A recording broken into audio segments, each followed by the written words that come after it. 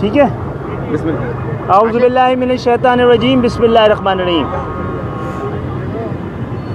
Mic कौन सा है? मोअज़्ज़िज़ सहाफ़ी हज़रात,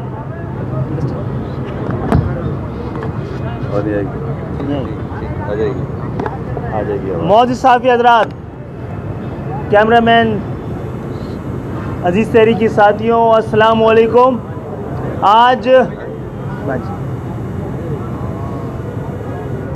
आज 9 जुलाई है। पाकिस्तान जिस मकसद के लिए बना था और जिनके मकासद पूरे कर रहा है, पाकिस्तान के इस तज़ाद और इस तबाही में 9 जुलाई के सानेहात बड़े अहम हैं।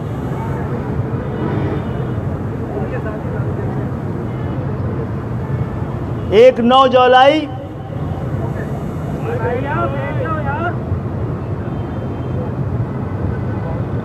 1967 में जो अब तहकीक ये बताती है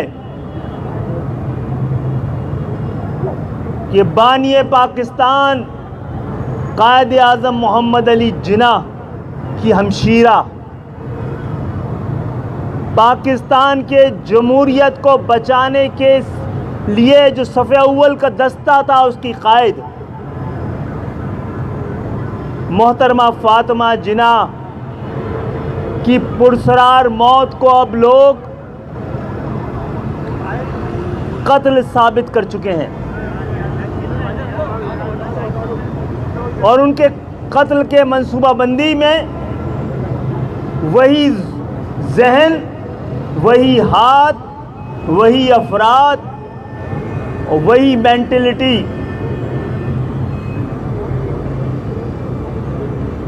काम कर रही थी जिसने के आमरीत के खिलाफ जमहूरियत के मोर्चे को एक आमिर, एक जमहूरियत दुश्मन के सामने बानी पाकिस्तान की हमशीरा को पाकिस्तान की तमाम जमहूरी ताकतों ने मिलकर खड़ा किया था। वो तैयार नहीं थी। उनको पाकिस्तान, नजरिए पाकिस्तान, पाकिस्तान की जमहूरियत, पाकिस्तान के मुस्तकबिल का वास्ता दे के खड़ा किया गया था। इंतखाब में एक आमिर, एक जाबिर, एक मुल्क दुश्मन के खिलाफ। लेकिन इस पूरे इंतखाबात में धांधली का जो आर्किटेक्ट था,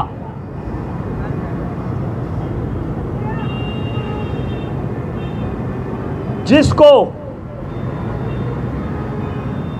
इस्तेमाल किया गैर मुल्की ताकतों ने भी, पाकिस्तान में गैर जमहूरी ताकतों ने भी, वो शख्स जिसने आवाम की कमर पर खंजर घोंपा था, पुष्प पे खंजर घोंपा था, जिसने पाकिस्तान की जमहूरियत के दिल में खंजर घोंपा था।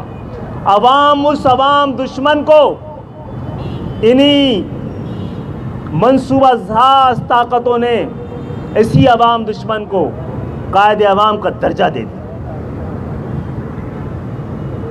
और फिर उसी के हाथों से जमहूरियत के हारने का सानिया, मोहतरमा फातिमा जिन्ना का कत्ल, पाकिस्तान की तकसीम और उसके बाद उर्दू ज़बान जो पाकिस्तान के इत्तेहाद, पाकिस्तान के नज़रिए, मुसलमाना ने बर्रे सगीर की उरूज की दास्तान, पहचान, शान और आन रही, उस पे कारी ज़र्ब लगाने की कोशिश की। एक वाक़या 48 साल पुराना और दूसरा 53 साल पुराना है। 9 जुलाई इनके दरमियान कदर मुश्तरक है। आज हम उस मरकज़ पर, उस जगह पर जहां पर कौमी ज़बान को बचाने वाले मुजाहिदीन ने जामे शहादत नोश किया था।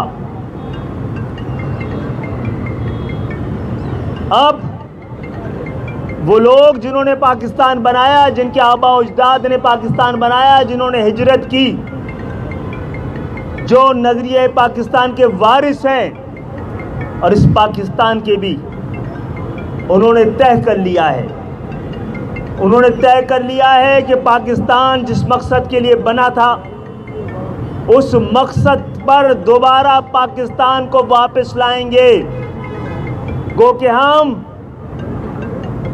साने मशरिकी पाकिस्तान के वक्त पाकिस्तान को तो न बचा सके, लेकिन नजरिया पाकिस्तान को बचा के लाने में कामयाब हुए थे। इन 11 सालों में एक सिंधु देश के दरपर्दा मंसूबे बनाने वाली, नस्ल परस्त और जाली अक्सरियत रखने वाली हुकूमत को सिंध सूबे पर 11 साल से मुसल्लत किया हुआ है, ताकि पाकिस्तान को चलाने वाला, पाकिस्तान को बचाने वाला, पाकिस्तान को पालने वाला, पाकिस्तान को तरक्की देने वाला, इस्तेहकाम देने वाला, महफूज रखने वाला शहर और कौम, उसको ढा दिया जाए। आज 9 जुलाई का पैगाम है उनके लिए, हम जिंदा हैं, हम जिंदा हैं और शिकस्त तुम्हारा मुकद्दर है।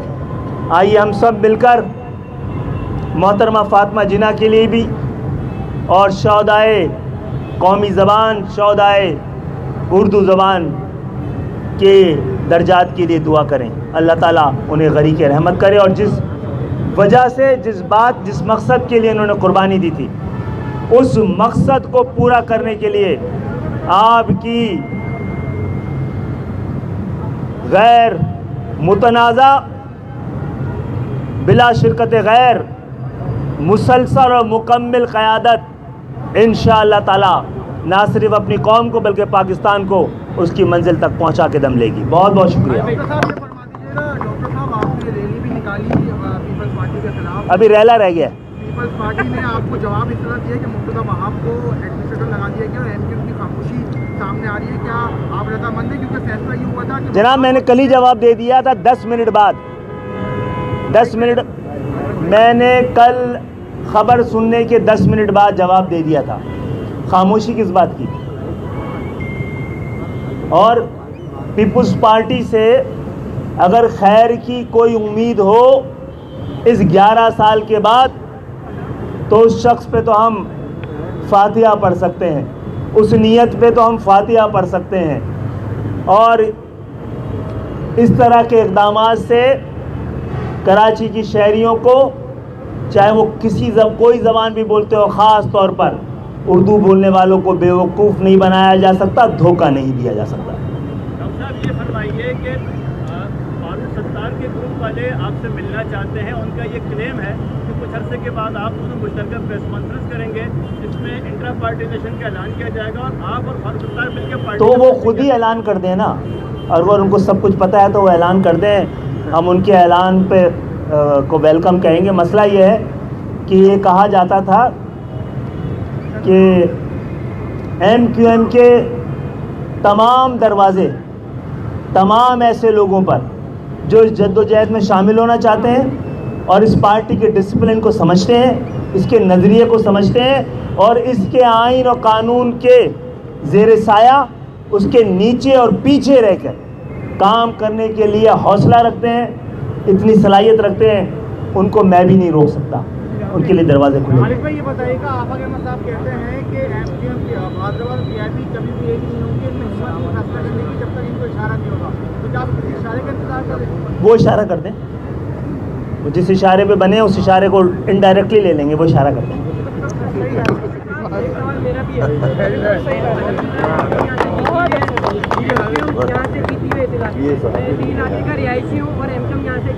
आप साफ़ी हैं तो अभी सवाल नहीं करो ना, तो वो तो बाद में करना ना। बात कर लेंगे। तो ये सवाल यहाँ करने का है क्या? हम बात करते हैं अभी। अभी मिल लीजिएगा ऑफिस में आके मिल लेना। आप लोग मिल रहे हैं उनसे।